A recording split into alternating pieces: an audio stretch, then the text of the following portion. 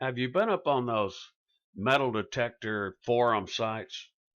Have you guys actually been up there and show them this MD3010?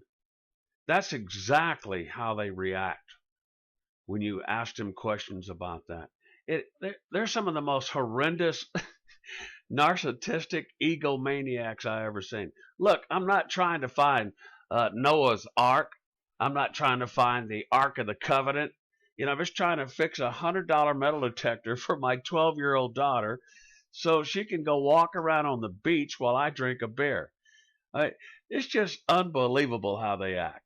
Okay, now that we've got that out of the way, let me prepare to show you what I got, and let's see if some of you guys can help me fix this. Okay, here we go. The first photo that I've got here is my 3010 laid on the bed. The only thing it doesn't clash with is the bed sheets. How you like that, man? It was almost like it was designed to be laid on a bed and lost. But if you notice, I have the one of the coils took out, this outer ring coil. There were two coils wrapped together in that 8-inch or 8.5-inch outer ring circle. And the reason all this came about, I was having some problems with the way that it detected. So I just decided, what the hell, for $100 I could tear it up. I bought it for my daughter anyway. I mean, what is she gonna do? Daddy, don't tear it up. Wait a minute, honey, we can buy a Garrett. So anyway, I went out and looked on the internet to get myself out of this rat hole mess, and I found this one picture, which is the next one. It's kind of a coil. You see the white side of it. It's the same model as mine, the 3010, and the next one, he's done something else like I've done. He's removed all that, and he shows the board. Notice on the board they have a wound up pair of coils, or I should say a wound up coil over on the bottom left hand side. I'm assuming that coil would be used to balance whatever they need in the frequency of the coils. So I'm not really mystified by that. Now, if we move on past that down to my board there, that's totally been whacked out. I cut everything loose. Bear in mind, my unit did not have that wound up coil in the corner for some reason. It had like about 6 turns, maybe 5 turns over in the top right hand corner, which now that I understand is probably a balancing coil itself. But I cut it out anyway. When you're ignorant, hell, I say break out the cutters and start working on it. I posted some more photos on here, just kind of show you that I did halfway try to keep my composure and memory in good order by tracing this out. But, oh well, so much for being that smart, right? Didn't work. So we move on to my next photo, which actually shows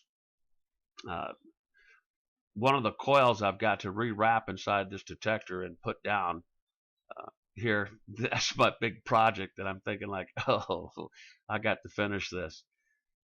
Moving on past that, you'll see my first coil, which is a much smaller coil than the previous coil. So I wanted to ask, is this smaller coil the one they refer to as the bucking coil?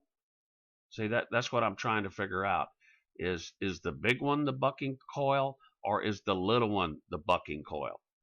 And once I have someone tell me that, then I can move on.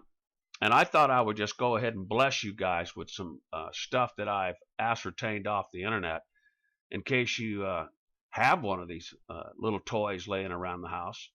I've got the next photo here, shows you how to actually tune up what they call the PP mode, the pin pointer.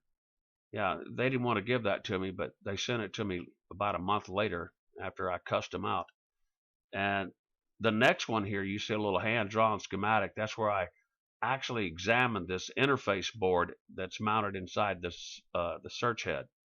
I went over it about 10 times, 6 times sober, 4 times drunk. So you may want to just double check it. And the schematic for the motherboard is next. I don't know if you can see it very well. Maybe you can blow it up or something. But that's I got that off a Russian site with also the ending photo, which shows the motherboard there. And with that, I just want to remind you guys, if you get around those big time Garrett, Mind Lab, Whites, blah blah blah, all those American made brands, and they shun you, the next time you pull up at a red light driving your Ford Fiesta, roll the window down and spit on a Mercedes Benz. Next on the mic.